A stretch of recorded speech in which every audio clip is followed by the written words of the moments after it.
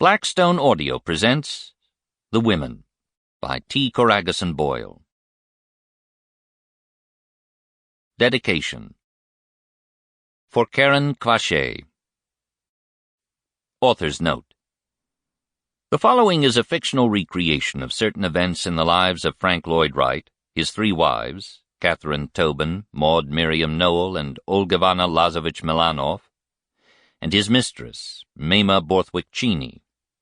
While actual events and historical personages are depicted here, all situations and dialogue are invented, except where direct quotes have been extracted from newspaper accounts of the period.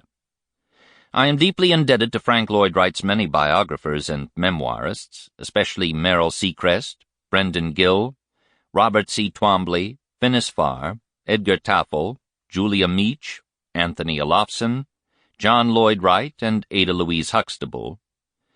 And I would like to thank Kieran Murphy and Craig Jacobson of Taliesin Preservation Incorporated for their assistance, and Charles and Minerva Montooth and Sarah Logue for their kindness and hospitality. Early in life I had to choose between honest arrogance and hypocritical humility. I chose arrogance. Frank Lloyd Wright. Part 1. Olgivanna. Introduction to Part 1. I didn't know much about automobiles at the time, still don't for that matter, but it was an automobile that took me to Taliesin in the fall of 1932, through a country alternately fortified with trees and rolled out like a carpet to the back wall of its barns, hayricks, and farmhouses, through towns with names like Black Earth, Mazomanie, and Coon Rock, where no one in living memory had ever seen a Japanese face, or a Chinese either.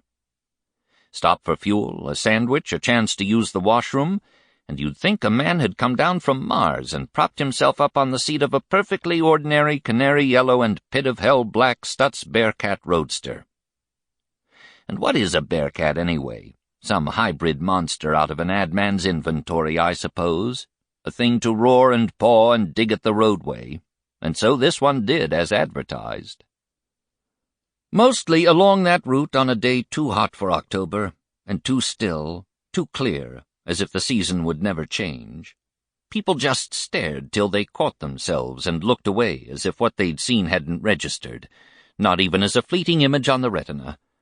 But one man, and I won't take him to task here because he didn't know any better and I was used to it by then, responded to my request for a hamburger. Sample complete. Ready to continue?